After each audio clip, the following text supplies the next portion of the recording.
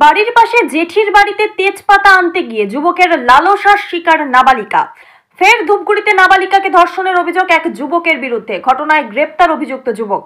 শনিবার ঘটনাটি ঘটেছে ধূপগুড়ি ব্লক এলাকায়।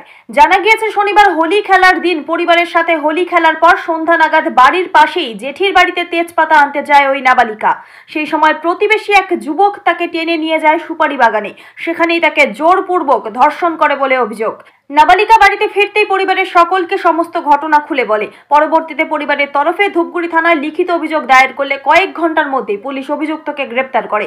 রবিবার অভিযুক্তকে পুলিশ আদালতে পাঠিয়েছে। পুলিশ সূত্রে জানা গিয়েছে, অভিযুক্তকে গ্রেপ্তার করে তার বিরুদ্ধে নির্দিষ্ট ধারায় মামলা রুজু করা হয়েছে। পাশাপাশি তাকে রিমান্ডে নিয়ে এসে ঘটনা তদন্ত করা হবে। এদিকে নাবালিকা মেয়েটিকে মেডিকেল পরীক্ষার জন্য জলপাইগুড়ি পাঠানো হয়েছে। উল্লেখ্য, কয়েকদিন আগেই ধূপগুড়ি মহকুমার নাবালিকাকে ধর্ষণের অভিযোগ উঠেছিল। পুলিশ অভিযুক্তকে গ্রেপ্তার করে। এরপর ফের আবার ধর্ষণের অভিযোগ ওঠে। পুলিশ সমস্ত ঘটনার দ্রুততার সাথে ব্যবস্থা গ্রহণ করছে। ধূপগুড়ি থেকে ভাস্কর মোহন্তের রিপোর্ট, আমাদের টিভি। রিয়া এন্টারপ্রাইজ, এখানে সরকার দ্বারা অনুমোদিত ই রিক্সা ন্যায্য মূল্যে পাওয়া যায়।